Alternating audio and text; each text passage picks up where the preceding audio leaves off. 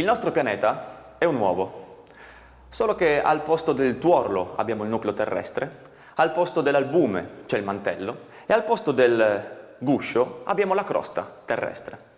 La crosta terrestre non è un pezzo unico come questo uovo qui, ma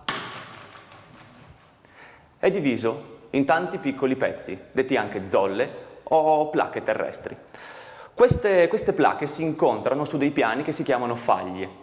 Le faglie possono essere raggruppate in 3 grandi famiglie. Le faglie inverse, dove 2 placche si scontrano una contro l'altra e tendenzialmente creeranno delle montagne, o faglie dirette, in cui 2 placche si allontanano o si distendono una rispetto all'altra, e infine abbiamo le faglie trascorrenti, ovvero quelle in cui 2 placche scorrono una sull'altra. La crosta terrestre ha un comportamento rigido.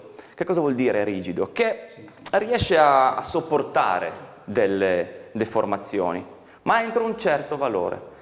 Superato un certo valore di sforzo, la crosta non ce la fa più a trattenere queste deformazioni e si spezza. E quando la crosta terrestre si spezza, abbiamo i terremoti. Quindi, come vedete, costantemente noi viviamo su un puzzle di crosta terrestre, i cui tasselli sono in continuo movimento.